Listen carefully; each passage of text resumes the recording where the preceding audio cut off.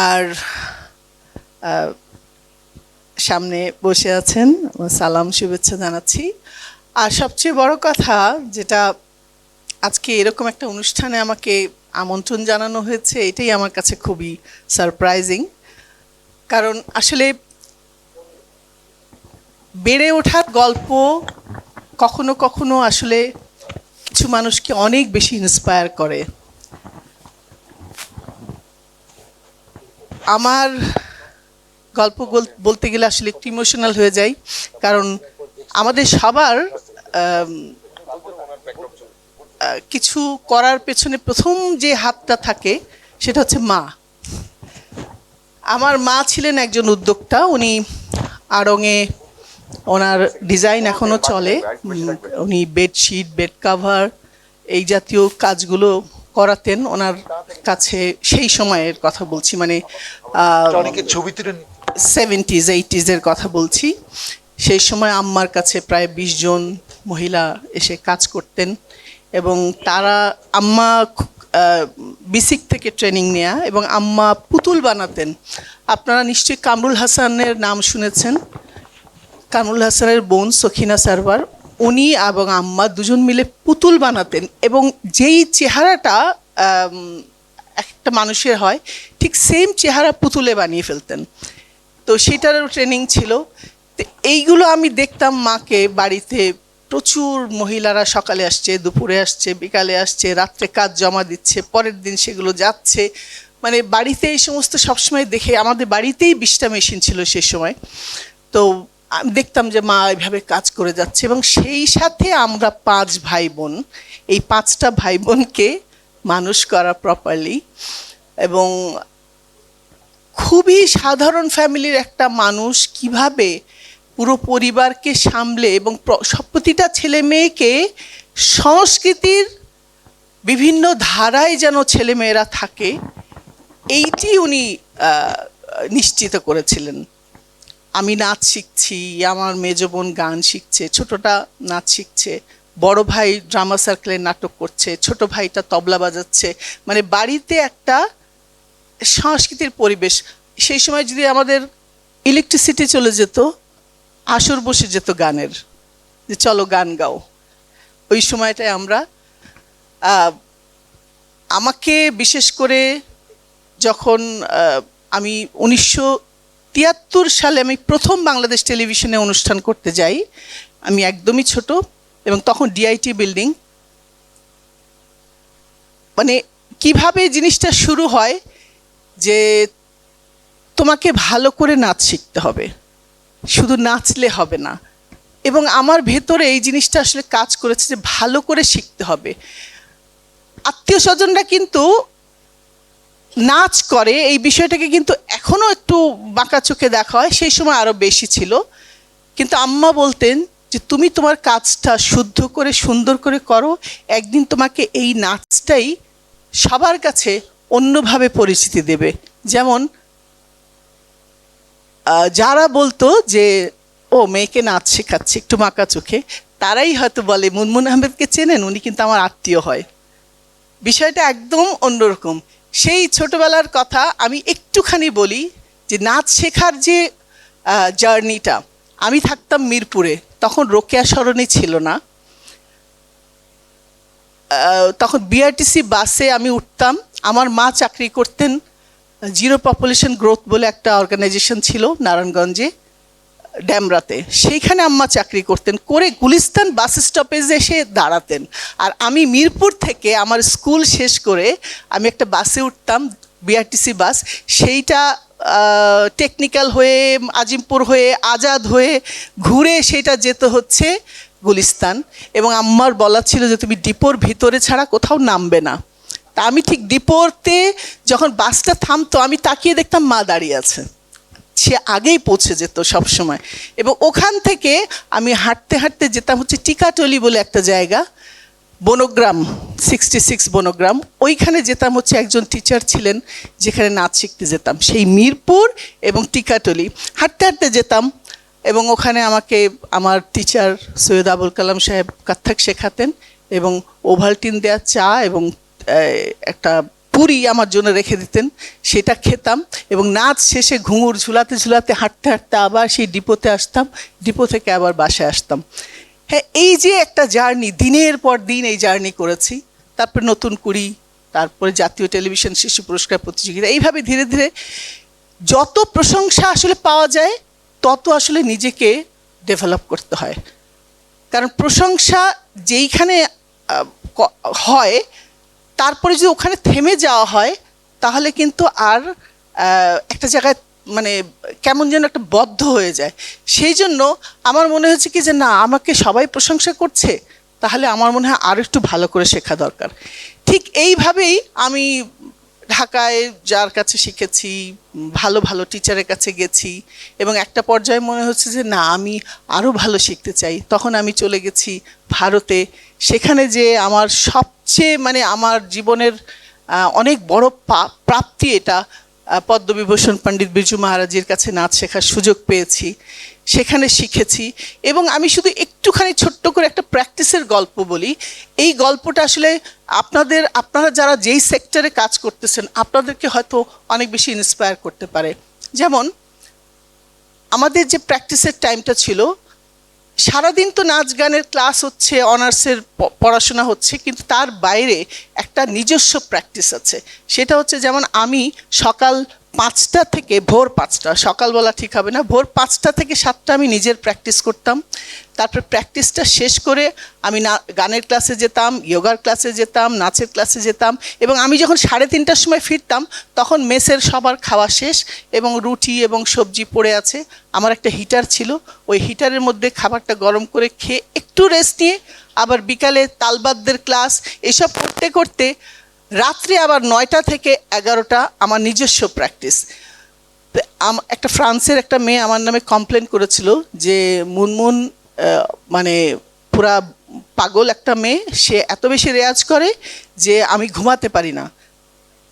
কারণটা হচ্ছে আমি প্র্যাকটিস শুরু করেছিলাম ভোরে 5টায়, ও ঘুম থেকে উঠেছে, উঠে দেখছে যে আমি প্র্যাকটিস করছি, আর ও যখন ঘুমাতে গিয়েছে রাত্রে 10টায়, আমাদের 11টা পর্যন্ত আমি রেয়াজ করেছি। সো ওই দিকেও সে ভাবছে যে রেয়াজ করছিল, আবার যখন ঘুম থেকে উঠেছে, উঠে দেখে রেয়াজ করছে, ওর ধারণা আমি সারা রাত রেয়াজ করেছি। ডিনের কাছে কমপ্লেন গেছে যে ও পাগল, ও পুরা সারা রাতে। তখন আমাকে যখন ডেকেছে আমি বললাম যে স্যার আমরা কয়টা পর্যন্ত প্র্যাকটিস করতে পারি? বলছে 11টা। তা আমি আমি 11টা পর্যন্তই প্র্যাকটিস করেছি। আমি বলছি কখন শুরু করতে পারি? বলে 5টায় তোমরা শুরু করতে পারো। আমি 5টাতেই শুরু করেছি। তো এই যে মানে যখন তৈরি হওয়ার সময়, যেমন নাচটাও এমন ক্রিটিক্যাল একটা জিনিস, এটা খালি আমরা যেমন এখন মনে করি কি যে ও নাচ তো একটু হাত পা নাড়লেই নাচ হয়ে যায়। আসলে নাচটার জন্যও কিন্তু যেই প্র্যাকটিসটা, যেই চর্চাটা দরকার, সেই চর্চাটা না হলে কিন্তু ওই স্ট্যান্ডার্ডে নিয়ে যাওয়া যায় না। উদ্যোক্তাদেরকে আমি 2টা জিনিস আমার খুব অবজারভেশন, সেটা আমি বলি। সেটা হচ্ছে যে যারা লাভ করতে চায়, আমরা কিন্তু সবাই লাভ করতে চাই, আবার অনেকেই আছে যে আমি কষ্ট কম করব আর লাভ বেশি করব। এই জায়গাটায় আসলে আমার মনে হয় কি যে একটু ভাবা দরকার যে আমি যতটা পরিশ্রম করব সেই পরিশ্রম অনুযায়ী পারিশ্রমিক নিব। আমি পরিশ্রম কম করব আর পারিশ্রমিক বেশি নিব, এই জায়গাটা আসলে একটু কাজ করা দরকার। আর 2 নাম্বার হচ্ছে, আপনি যেই প্রোডাক্টটা নিয়ে কাজ করবেন সেই প্রোডাক্টটা যদি আপনি মনে করেন যে একদম মানে রিটেলের জায়গা থেকে কেনেন, তাহলে আপনার লাভ কিন্তু আসলে ওই পরিমাণ হবে না। আপনাকে একেবারে অনেক হোলসেলে যে বিষয়টা আনতে হবে, তাহলে দেখা যাবে যে আপনারা অনেক বেশি সাকসেসফুল হতে পারছেন। যাই হোক, আমি আমার জায়গা থেকে আমি চেষ্টা করে যাচ্ছি নাচটাকে আমাদের সাধারণ মানুষের কাছে পৌঁছে দেওয়ার। এখন আমরা যেই কাজটি করছি সেটা হচ্ছে যে একটা ক্লাসিক্যাল ফর্ম কিন্তু সবার পক্ষে শেখা সম্ভব না। আমরা এটাকে আরও ভেঙে আরও সহজ করে, এবং যারা সাধারণ মানুষ, যেমন অনেক সময় নাচ শেখার স্বপ্ন ছিল করতে পারেন নাই, তাদের জন্য কিন্তু আমরা কিছু ক্লাস রেখেছি। সেখানে আমরা মানে সহজভাবে কিছু নাচ আমরা শিখছি। আমার ক্লাসে আমরা নাম দিয়েছি মুক্ত বিহঙ্গ, যে সংসার, নিজের কাজ, তার পাশাপাশি একটু নাচ চর্চা করলে মনটা ভালো থাকে। সেই মন ভালো রাখার জন্য আমরা একটা উদ্যোগ নিয়েছি, সেই কাজটি করছি। আর আশা করব যে আপনারা যেই উদ্যোগ নিয়েছেন অবশ্যই আপনারা আপনাদের লক্ষ্যে পৌঁছাতে পারবেন। আমার অনেক শুভেচ্ছা, শুভকামনা থাকলো আপনাদের জন্য। অনেক অনেক ধন্যবাদ।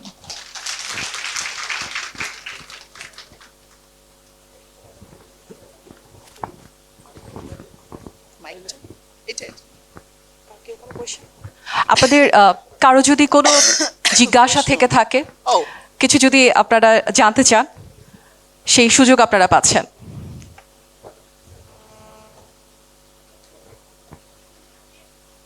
হ্যাঁ, বলেন প্লিজ।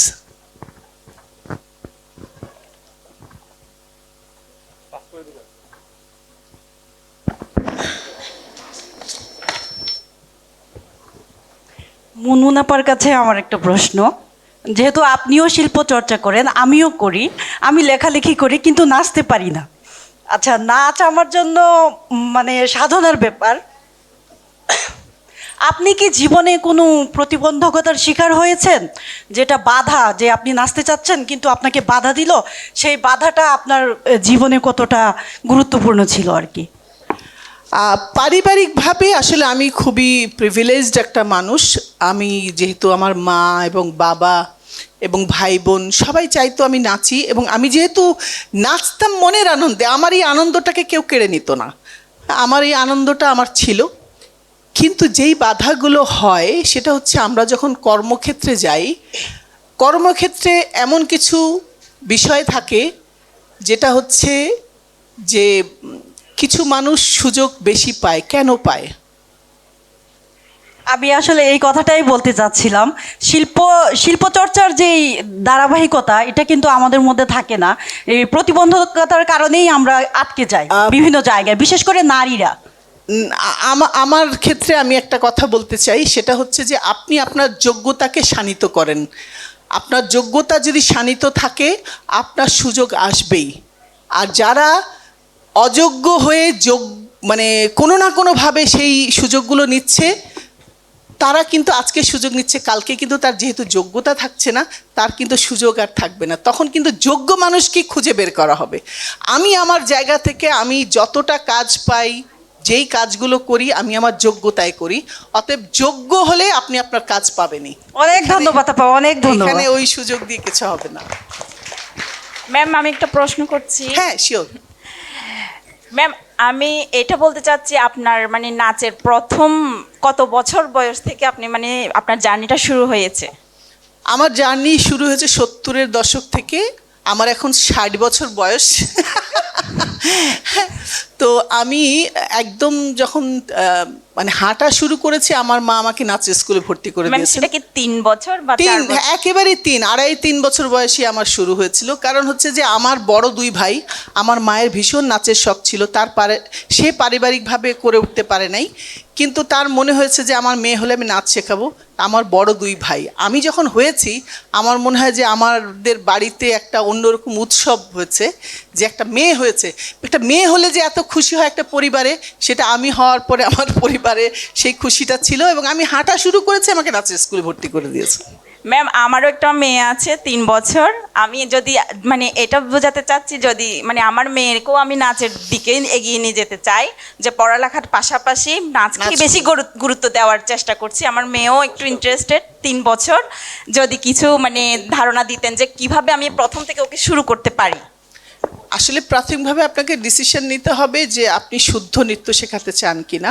তাহলে আপনি খোঁজ নিলে অবশ্যই, এখন তো ইন্টারনেটের যুগ, আপনি শুদ্ধ যেখানে শেখায় সেখানে আপনি বেসিকটা, সবচেয়ে বড় কথা হচ্ছে সেটা যে কোনো কিছুতেই আপনি বেসিক জিনিসটাকে মজবুত করবেন না, আপনি ফাউন্ডেশনটা ঠিক করবেন না, আর আপনি ইন্টেরিয়র ডেকোরেশন করবেন, তাহলে কিন্তু হবে না। হ্যাঁ, আগে ফাউন্ডেশনটা মজবুত কোথায়, যেই কাজটাই করি না কেন আমাদের আসলে শক্তিটা ওই জায়গায়, আপনার যদি ফাউন্ডেশনটা মজবুত হয়। Thank you. ওইভাবে খুঁজে নেবেন। আর কেউ? হ্যাঁ, লাস্ট প্রশ্ন। লিপি বসো, এই করো।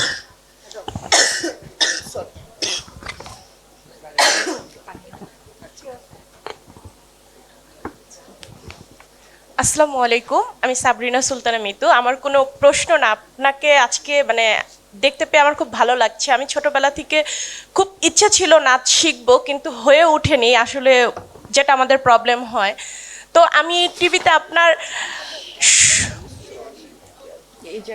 আমি টিভিতে যখন আপনার প্রোগ্রামগুলো দেখতাম এবং আপনাকে কপি করার চেষ্টা করতাম, তো আজকে আপনাকে সামনে থেকে দেখতে পেয়ে আমার খুব ভালো লাগলো। এবং আমি হচ্ছে আমার ছোট মেয়ে, ওকেও আমি সেটাই করি, টিভিটা ছেড়ে দিয়ে ওরকম করার চেষ্টা করি যে তুমি এটা দেখো, কপি করো। আমার খুব ইচ্ছে যে আমার মেয়ে এরকম শিখুক নাচ, তো দোয়া করবেন। নিশ্চয়ই একদিন সে অনেক বড় শিল্পী হবে, অনেক অনেক আশীর্বাদ থাকবে। সাইদুল, সাইদুল